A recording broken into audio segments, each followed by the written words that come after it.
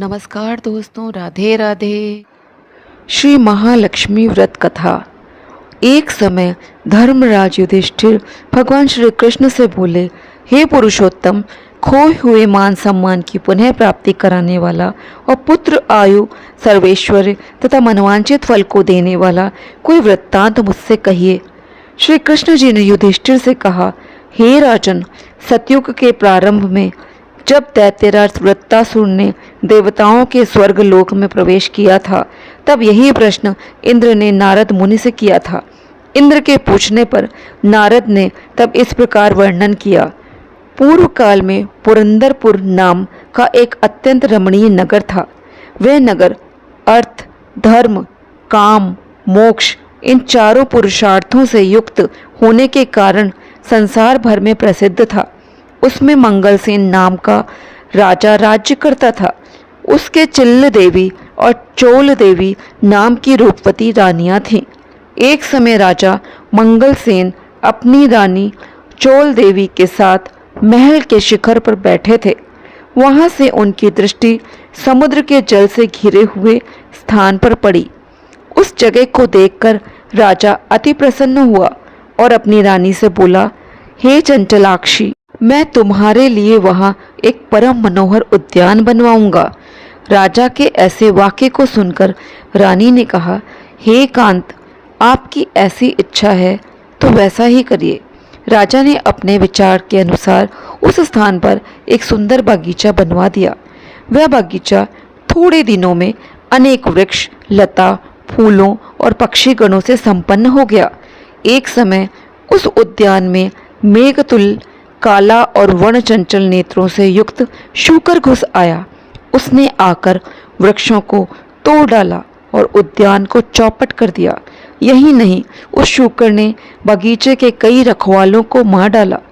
तब उद्यान के रक्षक उससे भयभीत होकर राजा के पास गए और सब हाल कह सुनाया।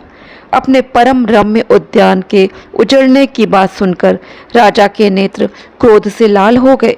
राजा ने अपनी सेना को आज्ञा दी कि शीघ्र जाकर उस शूकर को मार डालो।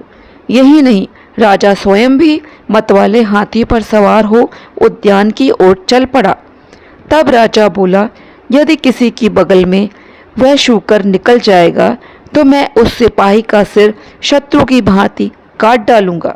राजा के ऐसे वचन सुनकर वह शूकर जिस भाग में स्वयं राजा खड़ा था, उसी मार्ग से मनुष्यों को विदीर्ण करता हुआ निकल गया। राजा अपने घोड़े को मारता ही रह गया। राजा लज्जा से प्रेरित होकर उस शूकर का पीछा करते करते सिंह बाघों से युक्त घोर वन में दूर जा निकला। निदान शूकर से मुठभेड़ हुई और राजा ने अपने बाण से उसको भेद दिया। बाण लगते ही शूकर अपने अधम शरीर को छोड़कर दिव्य गंधर्व रूप में आ गया और विमान पर चढ़कर स्वर्ग को जाने लगा। गंधर्व ने राजा से कहा, हे महिपाल, आपने शूकर योनि से मुझे छुड़ाकर बड़ी कृपा की। मैं चित्ररथ नाम का गंधर्व हूँ। एक समय जबकि ब्रह्मादि देवताओं के बीच बैठे हुए मेरा गायन सुन रहे थे, तब मुझसे ताल स्वर की भूल हो गई, जिससे उन्होंने रुष्ट होकर मुझे श्राप दिया कि तू पृथ्वी पर शूकर होगा। जिस समय राजा मंगलसेन तुझे अपने हाथों से मारेगा, तब तू शूकर योनि से मुक्त होगा। सो आज वह श्राप पूरा हुआ। हे राजन, मैं आपके कृत्य से प्रसन्न हुआ। आप भविष्य में महालक्ष्मी व्रत करके सार्वभौम राजा हो जाएंगे, ऐसा मेरा आशीर्वाद है। नारद जी कहने लगे और वह चित्ररथ गंधर्व राजा मंगलसेन को ऐसा आशीर्वाद देकर अंतर्ध्यान हो गया। राजा भी वहां से अपने नगर के लिए चलने को उद्यत हुआ। त्यों ही उसे एक ब्राह्मण दिखाई दिया। राजा ने ब्राह्मण से प्रश्न किया कि हे देव, आप कौन हैं? इस पर ब्राह्मण ने उत्तर दिया, हे राजन, मैं आपके ही राज्य का एक नागरिक हूँ। आप इस समय दुखी दिखाई देते हैं, इसलिए कहिए मैं आपकी क्या सेवा कर सकता हूँ। राजा ने तब ब्राह्मण से कहा कि वह उसके घोड़े को निकट के जलाशय से पानी पिला लावे। ब्राह्मण ने ऐसा ही किया। वह घोड़े की पीठ पर सवार होकर जलाशय की ओर जाता है। बटुक जलाशय के निकट पहुंचकर देखता है कि वहां दिव्य वस्त्र और अलंकार पहने हुए बहुत सी स्त्रियां कथा कह रही हैं। तदंतर वह बटुक भी उन स्त्रियों के पास जाकर अपना परिचय देकर नाना प्रकार के प्रश्न करने लगा। हे स्त्रियों, आप यहाँ भक्ति भाव से क्या कर रही हैं? उन देवियों ने तरस खाकर उस ब्राह्मण से कहा, यहाँ श्री महालक्ष्मी जी की पूजा हो रही है और जो हम कथा कह रही हैं वह उन्हीं के व्रत की कथा है। अतः आप एकाग्रचित होकर यह कथा सुने। इस व्रत के करने से हर प्रकार की संपत्ति की प्राप्ति हो सकती है तथा अपना खोया हुआ यश भी प्राप्त होता है, इसमें कोई संदेह न करें। इस प्रकार बटुक को उन स्त्रियों ने व्रत का वृत्तांत कह सुनाया। बटुक ने घोड़े को जल पिलाया और राजा के लिए कमल के पत्तों में जल लेकर वहां से लौट आया। ब्राह्मण ने लौटकर सारा किस्सा राजा को सुनाया और यही व्रत की कथा राजा से कह सुनाई। महालक्ष्मी का पूजन तथा व्रत करके राजा अपने ऐश्वर्य का भागी बनकर वन से उस बटुक को साथ लेकर ही अपनी राजधानी को लौट आया। सबसे पहले राजा अपने मित्र बटुक के साथ अपनी बड़ी रानी चोल देवी के महल में जाता है। रानी ने जब राजा के दाहिने हाथ में व्रत का बंधा हुआ डोरा देखा तो वह राजा से रुष्ट हो जाती है। वन में यह डोरा किसी अन्य स्त्री ने राजा के बांध दिया है, ऐसा विचार कर चोल देवी ने राजा के हाथ से वह डोरा तोड़कर धरती पर फेंक दिया। उसी समय छोटी रानी चिल्ल देवी भी वहां पर आ पहुंचती है। वह उस डोरे को उठा लेती है और पास में ही खड़े बटुक ब्राह्मण से उस डोरे का संपूर्ण रहस्य जान लेती है।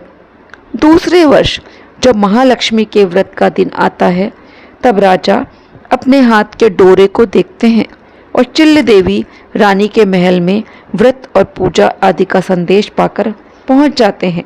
वे इस प्रकार चोल देवी रानी से रुष्ट हो जाते हैं और चिल्ल देवी रानी के पास पहुंच जाते हैं और चिल्ल देवी रानी से प्रसन्न हो जाते हैं। पूजन के दिन ही लक्ष्मी जी चोल देवी रानी के महल में एक वृद्ध के रूप धारण करके पहुंचती हैं। वहां चोल देवी लक्ष्मी जी का अनादर करती हैं। तब अप्रसन्न होकर लक्ष्मी जी रानी चोल देवी को श्राप देती हैं कि जा, तेरा मुख सूकरी जैसा हो जाएगा। जब तू अंगिरा ऋषि के आश्रम में जाएगी तब वहाँ के कृत्य से तू अपना स्वरूप प्राप्त करेगी। इसके बाद लक्ष्मी जी रानी चिल्ल देवी के महल में गईं। वहाँ रानी ने उनका बड़ा आदर किया। प्रसन्न होकर लक्ष्मी जी ने रानी चिल्ल देवी से कहा, हे रानी, मैं तेरे पूजन तथा आदर सत्कार से प्रसन्न हुई हूँ, तू वर मांग। तब रानी चिल्ल देवी ने प्रार्थना करते हुए कहा, हे देवी, जो भी तुम्हारे इस व्रत को करे उसके घर में तुम सदा निवास किया करो। जो आपके इस व्रत कथा को श्रवण करे और पढ़े उसकी आप सभी मनोकामनाएं पूरी किया करो। मैं आपसे बस यही वरदान चाहती हूँ। तब लक्ष्मी जी ने रानी चिल्ल देवी को वरदान देकर अंतर्ध्यान हो गई। उसी दिन रानी चोल देवी द्वारपालों द्वारा अपने सूकरी जैसे मुख हो जाने के कारण अपमानित होती हैं। जब रानी चोल देवी अपना मुख दर्पण में देखती हैं और अपने किए पर पछताती हैं, तब अप्रसन्न होकर लक्ष्मी जी रानी चोल देवी को श्राप देती हैं कि जा, तेरा मुख सूकरी जैसा हो जाएगा। जब तू अंगिरा ऋषि के आश्रम में जाएगी तब वहाँ के कृत्य से तू अपना स्वरूप प्राप्त करेगी। इसके बाद लक्ष्मी जी रानी चिल्ल देवी के महल में गईं। वहाँ रानी ने उनका बड़ा आदर किया।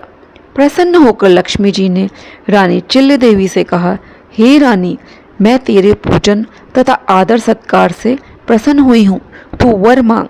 तब रानी चिल्ल देवी ने प्रार्थना करते हुए कहा, हे देवी, जो भी तुम्हारे इस व्रत को करे उसके घर में तुम सदा निवास किया करो।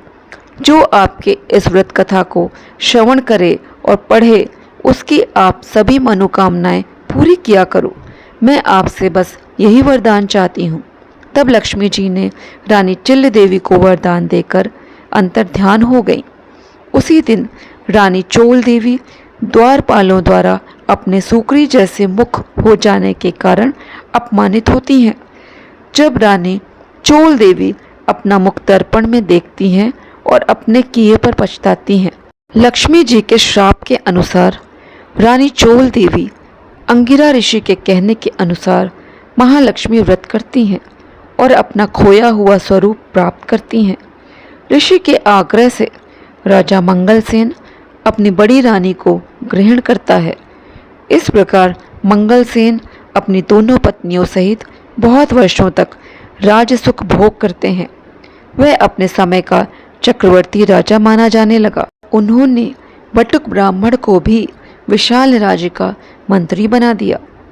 राजा मंगलसेन अपनी रानियों के निरंतर इस व्रत के करते रहने के कारण अंत में स्वर्ग को गए और आकाश में उसे श्रवण नक्षत्र का रूप प्राप्त हुआ।